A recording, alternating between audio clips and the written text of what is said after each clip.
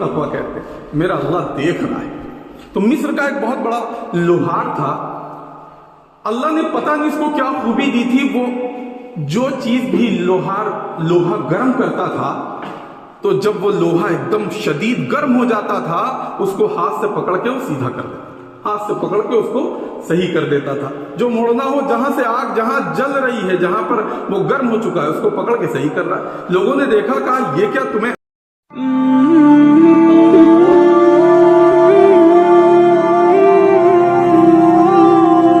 میرے محترم بزرگوں، دوستوں اور عزیز ساتھیوں، اللہ تبارک و تعالیٰ کا بے انتہا کرم، اس کا احسان، اللہ پاک نے آج پھر ہم سب کو جمعے کے دن مسجد میں جمع فرمایا۔ اللہ تبارک و تعالیٰ نے یہ جو پوری کائنات بنائی ہے یہ اپنی معرفت کے لیے بنائی ہے کہ بندہ اسے دیکھ کر اللہ کی معرفت حاصل کر سکے، اللہ کو پہچانے کہ اللہ تبارک و تعالیٰ کتنی بڑی قدرت والے، کتنی بڑی طاقت والے ہیں، کہ اللہ تبارک و تعالیٰ نے یہ پوری کائنات یہ اپنے قدرت میں رکھی ہے، اپنی قدرت سے بنائی ہے، اور یہ ساری چیزیں اللہ کے حکم سے کام کر رہی ہیں۔ اور جتنی چیزیں جو دنیا میں نظر آ رہی ہیں اور نظر نہیں آ رہی ہیں، یہ ساری کی ساری چیزوں کا کوئی نہ کوئی مقصد ہے۔ جب یہ ساری مخلوقات اللہ نے پیدا کی ہے اور ان کا کوئی مقصد ہے، تو ان ساری مخلوقات میں جو سب سے اعلیٰ اور افضل مخلوق ہے انسان، وہ بنا مقصد کے کیسے پیدا ہو سکتا ہے؟ کہ اللہ تبارک و تعالیٰ نے ہمیں بہت بڑے مقصد کے لیے پیدا کیا، اور خود اللہ فرمایا اس کا مفہوم ہے، تم سے روزی کمانا نہیں چاہتے، روزی تو ہمارے ذمہ ہے، ہم اس کو تمہاری حیثیت کے مقدار کے حساب سے جتنی ضرورت ہوگی ہم آسمانوں سے اتاریں گے۔ ہم نے تو تمہیں، جس کا مفہوم ہے، اور جناتوں کو، انسانوں کو محض اپنی عبادت کے لیے پیدا کیا۔ اچھا، بہت سے لوگوں نے کم علمی کی وجہ سے اور ناقص عقل کی وجہ سے، کہ ربط نہیں رہا علماء کرام سے، ربط نہیں رہا تعلیم سے، ربط نہیں رہا مسجدوں سے، اماموں سے، تو ہم کسی چیز کو جو تسلسل سے سیریل وائز تعلیم حاصل کرنا چاہیے وہ حاصل نہیں کر پائے، اسی لیے بہکتے ہیں، اسی لیے ادھر ادھر چلے جاتے ہیں، اور باطل کا ہم پر حاوی ہونا، اسی لیے تسلسل سے علم و تعلیم حاصل نہیں کی۔ عبادت کہتے کس کو ہیں؟ کیا عبادت صرف نماز پڑھنے کو کہتے ہیں؟ اللہ نے صرف نماز پڑھنے کے لیے پیدا کیا؟ کیا عبادت صرف قرآن پاک پڑھنے کو کہتے ہیں؟ اللہ نے صرف قرآن پاک پڑھنے کے لیے پیدا کیا؟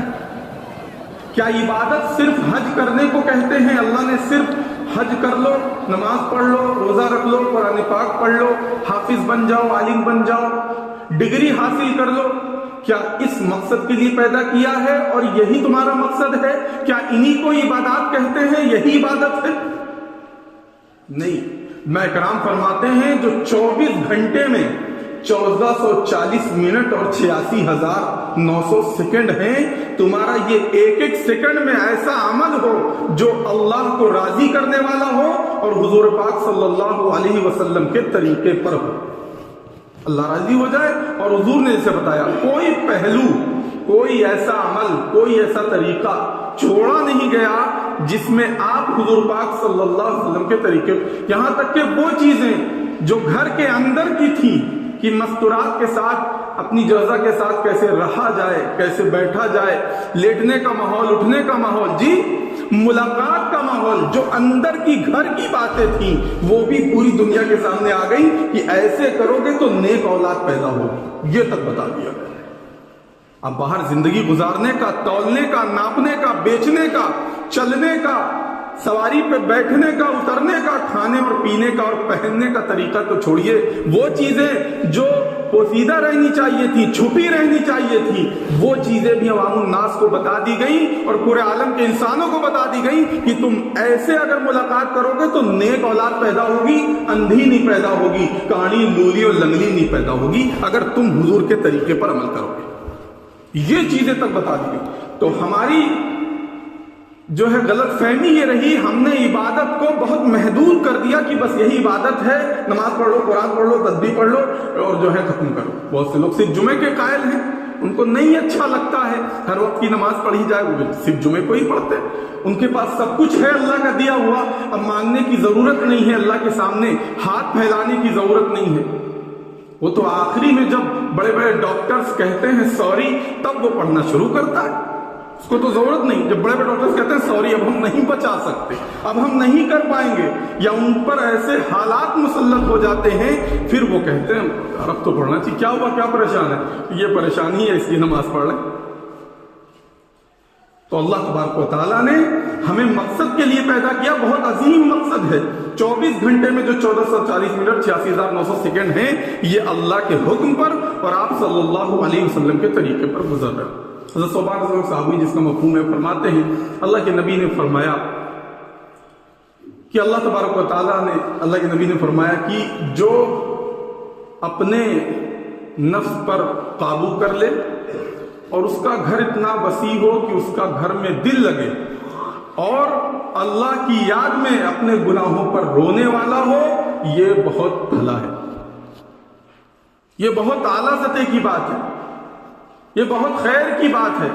جو نادم ہو، اچھا ہمارا دل اتنا سیاہ ہو چکا ہے، ہم نے کیونکہ گھر گھر میں ہم تو جہاں بھی موقع ملتا ہے، چاہے کہیں جگہ مغرب میں، کئی جگہ جمعے میں، ہم تو ماں باپ کے ہاتھ پیر جوڑتے ہیں کہ اگر اپنی نسلوں کو بچانا ہے، اپنے بچوں کا مستقبل آپ کو اچھا کرنا ہے، ان کی فیوچر اچھا کرنا ہے، ان کی لائف شاندار ہو جائے اور وہ سمجھ جائیں، ان کو معلوم ہو جائے کہ انجوائمنٹ کس کو کہتے ہیں، انجوائے کس کو کہتے ہیں، تو اپنے بچوں کے ہاتھ سے موبائل لے لیجیے اگر ان کا مستقبل اچھا چاہتے ہیں.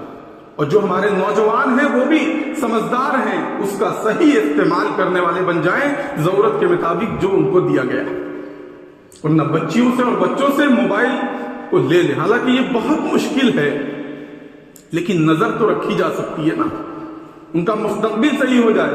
ورنہ بعض علماء نے تو یہ بات تک کہہ دیا، عوام میں بھرے عوام میں، چپکے سے نہیں، بھرے مجمع میں بات کہہ دیا، اگر ان کی اپنی اولادوں کی فکر نہیں کی گئی، ان کی مستقبل کے بارے میں نہیں سوچا گیا، ان کے فیوچر کے بارے میں نہیں سوچا ہو گیا، تو یہ تو اولادیں تم نے تھوڑا بہت سنبھال لی ہیں، لیکن ان کی جو اولادیں ہوں گی وہ یہودی و نصارہ پیدا ہوں گی، مسلمان نہیں پیدا ہوں گی، بچیں گی نہیں. شام کو سوئے گا تو یہ مسلمان ہو کر جمعے کی نماز پڑھ کے رات میں، لیکن جب یہ سوئے گا تو جب صبح اٹھے گا تو کافر ہو چکا ہوگا، مسلمان نہیں ہوگا. ایسی چیزیں ہاتھ میں ہمارے دے دی گئی. تو اگر ہم نے اپنے ایمان کی فکر نہ کی، اپنے اعمال کی فکر نہ کی، اپنے آپ کو مسجد سے جوڑا نہیں، علماء کرام سے جوڑا نہیں، تعلیم سے جوڑا نہیں، تو میرے دوستوں یہ بہت نقصان کی بات ہے. اتنی عظیم نعمت جو ہمیں اور آپ کو ایمان کی ملی ہے، یہ چلی جائے گی، اس کا بچانا بہت مشکل ہے. تو مستقل اس کی محنت کی جائے. اس کا سب سے اچھا طریقہ جو علماء کرام فرماتے ہیں، جس سے آپ کو ہم کو توفیق ملتی رہے گی اچھے اعمال کرنے کی، وہ سچی توبہ ہے. کہ جتنے ہمارے گناہ ہو جائیں، جتنے گناہ ہو رہے ہیں، ہم ہر وقت اللہ سے، ہر نماز میں اللہ سے، اس لیے 5 وقت کی نماز آؤ، اللہ کے سامنے رو، سجدہ ریز ہو، اللہ کے سامنے جھک جاؤ، سجدہ کر لو، اللہ سے معافی مانگ لو. اللہ بڑی کریم ذات ہے، بہت معاف کرنے والا، اللہ معاف فرما دے گا. ابھی ہم آج ہی پڑھ رہے تھے، چونکہ یہاں آنا ہوتا ہے تو تھوڑا بہت پڑھنا بھی ہوتا ہے. مصر کا ایک لوہار تھا، جن میں حدیث پیش کی کہ نفس پر قابو، اللہ کی یاد میں رونا، اللہ سے ڈرنا، اور اصل میں جو تقویٰ ہے اللہ کا ڈرنا ہے، اس کو علماء کرام فرماتے ہیں تنہائی میں اللہ سے ڈرنے کو تقویٰ کہتے ہیں. یعنی ہم کسی کو دیکھ کر گناہوں سے رک گئے، یہ تو تم نے بہت بڑا ظلم کیا کہ تم نے یہ سمجھا ہی نہیں اللہ ہمیں دیکھ رہا ہے. مخلوق کے ڈر سے رک گئے، اللہ کے ڈر سے نہیں رکے. تنہائی میں اللہ سے ڈرنا، اسی کو تقویٰ کہتے ہیں. میرا اللہ دیکھ رہا ہے. تو مصر کا ایک بہت بڑا لوہار تھا، اللہ نے پتہ نہیں اس کو کیا خوبی دی تھی، وہ جو چیز بھی لوہا گرم کرتا تھا، تو جب وہ لوہا ایک دم شدید گرم ہو جاتا تھا، اس کو ہاتھ سے پکڑ کے وہ سیدھا کر دیتا، ہاتھ سے پکڑ کے اس کو صحیح کر دیتا تھا. جو موڑنا ہو, جہاں سے آگ جہاں جل رہی ہے, جہاں پر وہ گرم ہو چکا ہے, اس کو پکڑ کے صحیح کر رہا ہے. لوگوں نے دیکھا, کہا یہ کیا تمہیں آگ جلاتی نہیں؟ تو اس نے کہا نہیں, آگ میں نہیں جلا. تو کہا یہ تمہیں کیسے نعمت ملی؟ بزرگوں نے کتاب میں لکھا ہے کہ وہ کہنے لگا بیٹھو. اس نے کہا کہ ایک بار میں یہی لوہاری کا کام کر رہا تھا, ایک عورت آئی, کہنے لگی میں نے 3-4 دن سے فاقے میں ہوں, میرے بچے بلبلا رہے ہیں, رو رہے ہیں, اور ان کی ضرورت کے لیے مجھے کھانے کا سامان لینا ہے, کچھ مدد کر دو. اس نے کہا ٹھیک ہے, میں مدد کر دوں گا, تم میری خواہش پوری کر دو, میں تمہاری مدد کر دوں گا. وہ چلی گئی. پھر دوبارہ آئی کہ کوئی ہے نہیں, تم مدد کر دو. پھر اس نے بھی ظاہر کیا, اس نے ہاں کر دیا. یہ کہتا ہے کہ میں اس کو ایک ایسے جگہ لے گیا جہاں تنہائی تھی, کمرہ تھا. جب وہاں پہنچا, اس کے قریب ہونے لگا تو وہ تھر تھر کانپنے لگی. میں نے کہا کیوں کانپ رہی ہو؟ تم اپنی مرضی سے آئی ہو, تم نے پیسے ضرورت کے لیے, اس کے باوجود کیوں کانپ رہی ہو؟ کہنے لگی میں جب سے بالغ ہوئی ہوں, جب سے میں نے ہوش سنبھالا ہے, آج تک میں نے یہ گناہ نہیں کیا. اس کے قریب نہیں گئی تو مجھے اللہ سے ڈر لگ رہا ہے کہ میں یہ گناہ کرنے جا رہا ہوں. کہ اس نے بات کہی تو میرے اوپر ایک جیسے کشی طاری ہو گئی, ایک عجیب اندر سے وہ ہو گیا, تو میں بھی کانپنے لگا. اور میں نے کہا کہ تم جاؤ, میں نے تمہیں اللہ کے لیے چھوڑ دیا, اور جو پیسے میں نے تمہیں قرض کے طور پر دیا تھا, ضرورت کے طور پر, وہ بھی معاف کر دیا, تم مجھے نہ دینا. تو کہنے لگا وہ لوہار, جب وہ جانے لگی نا, تو جانے سے پہلے, کمرے سے نکلنے سے پہلے اس نے کہا اے اللہ, اس شخص کو دنیا اور آخرت کی آگ سے جو ہے اس کو نجات دے دے, اس کو آگ جلا نہ پائے. کہنے لگا وہ کا دن ہے, وہ دن ہے, اور آج کا دن ہے, مجھے دنیا کی آگ جلاتی نہیں, تو پکڑ لیتا ہوں آگ جل جاتی. اندر سے نادم ہو گیا, اپنے نفس پر قابو پا لیا, رونے لگا. ایسے ایک مصر کا, بنی اسرائیل کا ایک اور واقعہ, 2 منٹ ہے, بنی اسرائیل کا ایک اور واقعہ. اتنا شرکش, اتنا شیطان وہ انسان کی شہر والے اتنا پریشان ہو گئے, اس کو نکال دیا. تنہائی میں, جنگل میں جا کر وہیں رہنے لگا. اور آخری جب اس کا موت کا وقت قریب آیا تو بہت رونے لگا, اور اس کا انتقال ہو گیا.